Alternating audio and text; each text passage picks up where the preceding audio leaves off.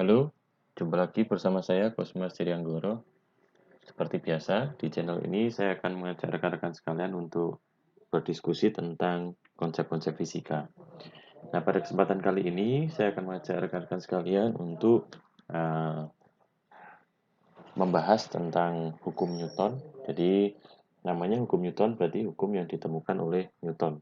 Karena penghargaan pada ilmuwan-ilmuwan fisika, maka hukumnya kita beri nama ilmuwan fisika itu. Nah, pada prinsipnya di hukum Newton ini ada tiga, ya. Jadi Newton itu merancang dan merumuskan tiga buah hukum. Nah, yang pertama itu terkait dengan kelembaman. Nah, dia mengatakan bahwa jika resultan gaya yang bekerja pada benda sama dengan nol, maka benda yang mula-mula diam akan tetap diam dan benda yang mula-mula bergerak lurus beraturan akan tetap bergerak lurus beraturan. Nah, secara matematis ini ditulis sebagai resultan gaya sama dengan nol, artinya sigma F-nya sama dengan nol, maka benda yang diam akan tetap diam, berarti yang diam itu berarti percepatannya nol, dan benda yang bergerak lurus beraturan akan tetap bergerak lurus beraturan, artinya tidak ada percepatan, sehingga percepatannya nol, gitu. Nah, karena tidak ada percepatan, berarti V-nya konstan, berarti V-nya tetap pada kasus ini, kan begitu. Nah, kemudian hukum ini disebut sebagai hukum kelembaman, yaitu kecenderungan untuk mempertahankan kedudukan semula.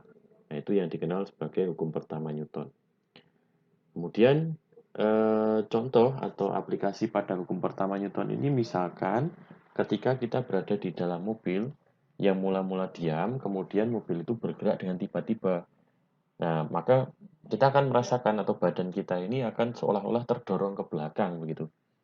Atau sebaliknya ketika kita dalam keadaan laju, naik mobil, mobilnya sedang bergerak dengan kelajuan yang besar ya, dengan kelajuan yang tinggi.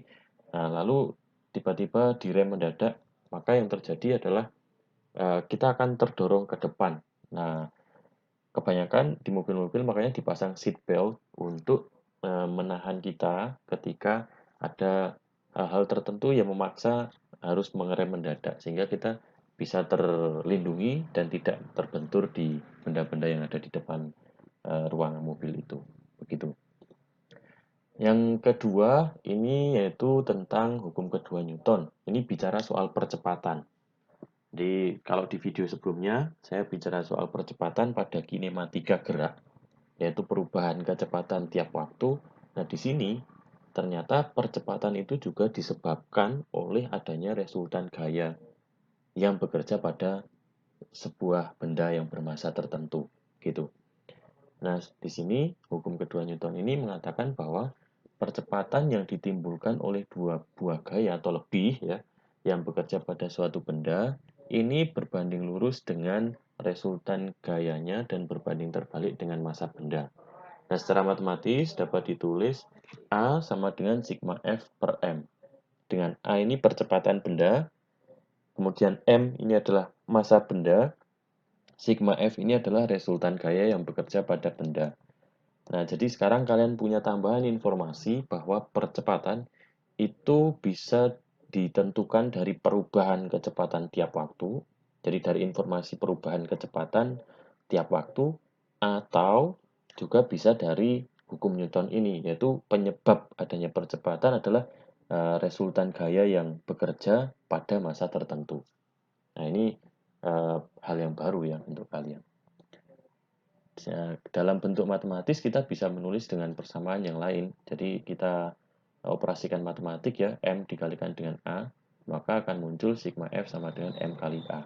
Jadi nanti kalau kalian ditanyakan berapa besar gayanya, bisa gunakan persamaan ini. Gitu. Oke, kita lanjut langsung pada contoh soal ya.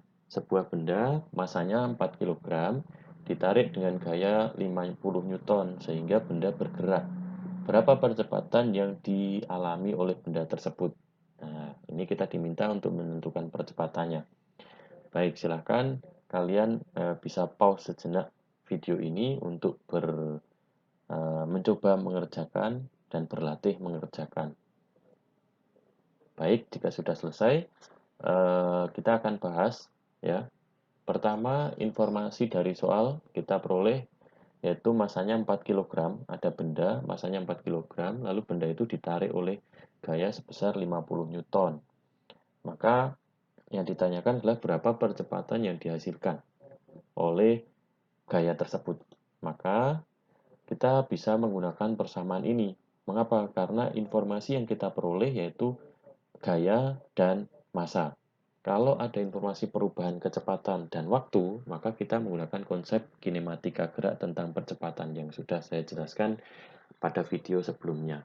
Nah, tapi di sini informasi yang diperoleh itu ada resultan gaya dan ada massanya. Jadi kita bisa cari percepatannya dengan cara menghitung atau menginput data-data ini ke dalam persamaan hukum kedua Newton ini. Yang pertama yaitu F-nya kan 50, kemudian masanya 4 kg. Nah, berarti 50 dibagi 4 ini sama dengan 12,5 Newton per kilogram, atau ini juga sama artinya dengan 12,5 meter per second kuadrat. Ini untuk soal pertama. Lanjut ke contoh yang kedua ya. Yang kedua ini sebuah benda masanya 5 kg ditarik dengan sebuah gaya 200 Newton, sehingga benda itu bergerak. Jika terjadi gesekan antara benda dengan lantai dengan gaya gesek sebesar 40 Newton, berapakah percepatan yang dialami benda tersebut? Nah, ini pertanyaannya. Dari sini kita tahu ya ada 3 informasi, gaya luar 200 Newton, ya kan? Kemudian gaya gesek 40 Newton. Ingat, ciri gaya gesek adalah melawan arah gerak benda atau melawan gaya luar. Gitu. Dan masanya 5 kg. Nah, kemudian yang ditanyakan adalah berapa besar percepatannya. Oke, kita langsung bisa menggunakan persamaan hukum kedua Newton ini karena informasi yang kita peroleh adalah satu besaran gaya, yang kedua massa. Berarti kita bisa menggunakan persamaan ini untuk menyelesaikan persoalan ini. Nah, kita tahu bahwa gaya gesek ini sifatnya mengurangi gaya luar. Nah, gaya luar yang bekerja di sini itu 200 Newton. Nah, maka F sebagai gaya luar ini akan dikurangi oleh gaya geseknya karena dia sifatnya menghambat ya gaya gesek itu. Maka harganya negatif dibagi dengan massanya. Nah, kita sudah dapatkan persamaannya. Untuk itu kita bisa input data-data ini ke dalam persamaan tersebut. F-nya itu 200 ya. Kemudian F geseknya itu minus 40, masanya 5 kg, sehingga 200 dikurangi 40 sama dengan 160 Newton dibagi 5 kg. Nah, ini hasilnya adalah 32 Newton per kilogram, atau dapat ditulis juga sebagai 32 meter per second kuadrat. Begitu. Ini untuk yang kedua. Nah, untuk yang contoh berikutnya, ini untuk contoh yang ketiga ya. Sebuah benda yang masanya 200 kg mula-mula dalam keadaan diam. Kemudian, benda ditarik oleh sebuah gaya selama 8 detik, sehingga kecepatannya menjadi 20 meter per second. Hitunglah A. Berapa percepatan benda, B. Berapa gaya tarik yang bekerja pada benda tersebut. Oke, dari sini kita tahu informasi yang kita peroleh adalah massa benda, kemudian kecepatan mula-mula, yaitu saat benda diam, berarti kecepatan mula-mulanya 0, kemudian kecepatan saat ditarik dengan gaya selama 8 detik, itu menjadi 20 meter per second, dan waktunya, yaitu 8 detik. Nah, ini informasi yang diperoleh. Lalu yang ditanyakan adalah berapa percepatannya dan berapa gaya yang digunakan untuk menarik benda ini. Oke, begitu. Kalau mengacu pada persamaan hukum Newton tadi, yaitu A sama dengan sigma F per M, nah ini kita tidak bisa untuk menyelesaikan persoalan ini. Mengapa? Karena di poin B, justru yang ditanyakan adalah besarnya gaya tarik itu. Nah, maka kita tidak bisa menggunakan persamaan hukum Newton, hukum kedua Newton untuk mencari percepatan benda. Nah, tapi kalau kita cermati, di dalam soal ini, dia secara implisit mengatakan bahwa pada keadaan awal itu mula-mula diam. Oke. Lalu kemudian bergerak ditarik selama 8 detik. Lalu selama 8 detik diberi gaya itu kecepatannya menjadi 20 meter per second. Berarti kan ada perubahan kecepatan. Dari yang tadinya 0 menjadi 20 kan. Nah, selama berapa detik? Selama 8 detik. Berarti selama 8 detik aja perubahannya 20. Berarti selama 1 detik perubahannya berarti berapa? Ya 20 dibagi 8. Berapa itu? Mari kita cek di sini ya. Atau kalau kita menggunakan persamaan ya kita langsung ke sini. Jadi A itu kan bisa dihitung dari perubahan kecepatan dibagi waktunya kan.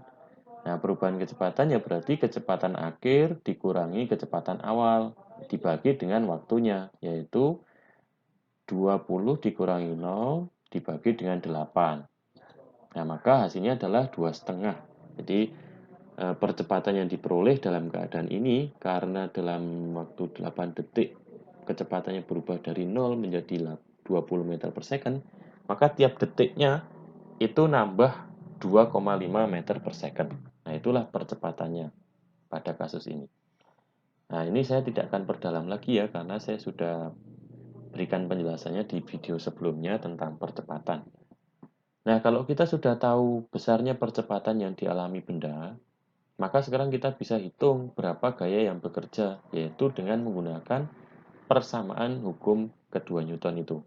Nah, yang pertama berarti kan F sama dengan M kali A, ya kan, menggunakan persamaan ini. M-nya 200 kilo, A-nya 2,5. Berarti ya kita kalikan 200 kilo dikali 2,5 meter per second kuadrat. Sehingga hasilnya adalah 500 Newton. Nah, ini untuk yang soal kedua atau soal B ya. Gaya tarik yang bekerja pada benda tersebut berarti 500 Newton. Oke, begitu ya untuk pembahasan soal ini. Contoh berikutnya, sebuah mobil bergerak dengan kecepatan 108 km per jam. Tiba-tiba mobil itu direm sehingga dalam waktu 5 detik, kemudian kecepatannya mobil itu menjadi 36 km per jam. Nah, jika mobil tersebut beratnya 12.000 Newton, pertanyaannya adalah berapa gaya rem mobil tersebut jika gravitasinya 10 Newton per kilogram. Nah, dari soal ini kita dapat tarik kesimpulan ya, tujuan kita nanti yaitu menentukan besarnya gaya rem dari data yang kita peroleh ini. Nah, padahal menurut hukum Newton atau menurut hukum kedua Newton itu gaya itu kan massa kali percepatan, kan begitu. Maka kita perlu tahu besarnya massanya berapa dan percepatannya berapa. Nah, maka dari apa informasi yang kita peroleh dari soal ini, kita bisa tulis yang diketahui seperti ini ya. Jadi, kecepatan awalnya 108 km per jam. Kalau kita konversi ke meter per second, berarti dia 30 meter per second.